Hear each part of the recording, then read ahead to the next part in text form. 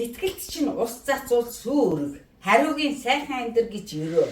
Гэр чинь хэр том бэ гэдэг нь чухал биш. Гэрт нь хэр аж аргалтай вэ гэдэг нь чухал. Хамгийн чухал нь ээжийн аавыгаа хувцас согтог насанд нь гоёж гоодож замын ая даадаг үед нь аялуулж байх ёстой юм билээ. Хүн та тархиндаа ухамсарын боловсралтай, зүрхэндээ хүн чанарын боловсралтай, сэтгэлдээ хүн байхын боловсралтай яваарай. Жаргалаа бүү гайхуул атаа ихсэн, зовлонгоо бүү дийлэг хов ихсэн. Өөрөөс нь илүү байхад баярдаг цорын ганц хүмүүс бол аав ээж чинь. Аратнууд дүүрэн хорвоод амьд явъя гэвэл чон бай. Адгуус чихэлцэн газар амаа мэдэж хонь бай. Үнэнч нэгэндээ үхэн үхтлээ хань бай. Сайхан амьдрахын нууц бол ердөөл зүг явах. Эцэг эхий чинь хүндэлж чадахгүй бол чамд хизээж хань болохгүй. Үг даад сур, үнэн үг гашуун байдагч учир хүнийг хурцалдаг. Ухаантай хүнд дашуур, ухаангүй хүнд өс болдог. Хитрхийг хайрлаж бүгдийг уучлах нь хэр хэмжээ хитэрснийх их хайрлах нь осолтой. Бүх зүйл хэв хэмжээтэй байх.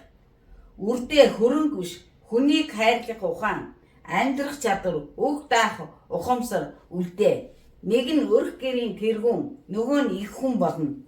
Залуусыг хийн чиш болгодог 3 зүйл. Нэгд нь залхуу хойрог, хоёрд нь бусдад таалагдах гэж хүчээ бүү бар. Гуравт нь цагийг дэмий битгий өр. Атаархдаг хүнтэй хизээж битгий найзал. Өөрийнхөө хажууд битгий байлга. Таргалыг өвчлөё гэвэл сахар гурил идээд газтаа ундаа уугаад бай. Өтгнээ хатаагаад биендээ хор хөндлүүлээд суугаад зав гарууд хэвдээд бай. Хурдан хөгшрөё гэвэл элдэн өвчний гүүр болно. Жаахан үсгэлэн бай. Өглөөний цагт автомат уух, өдөр болгон дасгал хийх, орой их тунтах цаг ямагт өөдрөгвэ. Бусдыг битгий шүү. Бусдыг байгаагаар нь хүлээж ав.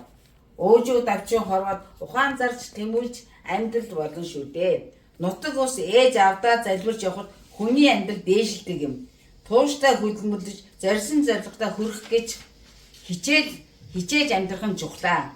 Эв нэгдэлтэй, хамтдаа хөгжихэд, урагшлах, үрдээ сургамжтай явхад үрдийн жаргал цэцэглэн шүү дээ.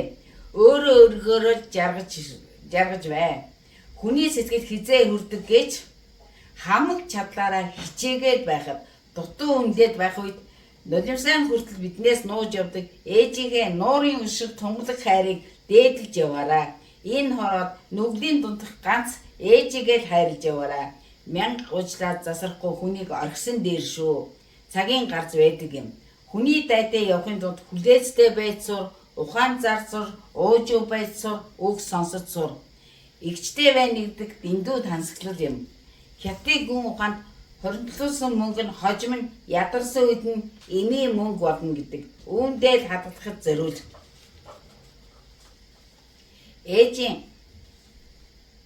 Ээжийн хайртай сайхан хүү хэрлэн орхондоо 40 гарлаа, дөрөө даах том ирчүүд болжээ.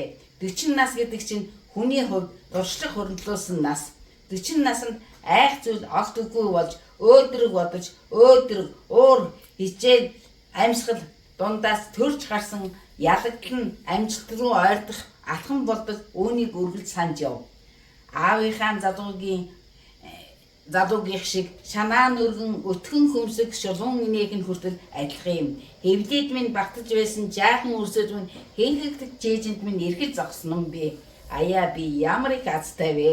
Их хүн хайр зүрх рүү нь урссан халуун залуу насандаа та хоёрыг төрүүлсэндээ хамгийн том гавьяа гэд өөрөөрөө бахархаж сэвлэг дайхийг үнэрлэж сүү амжуулж хөвгүүлдэг байгаа.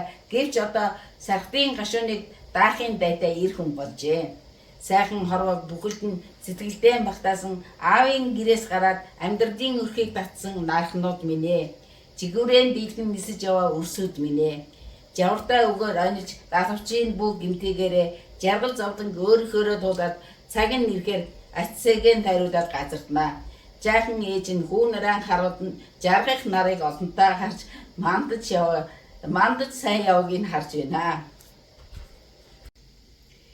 Мэдрэг хүрдээ санчгны минь үсийг хяруу арилж цаг хугацааны тохируулаад өрсөв та нараараа гайхуулж сар жилийн уртад хөвгүүдээрээ бахархаж амьдрах хөвгүүд минь хүчрхэг болж дээшээ улам нисэх болтугай.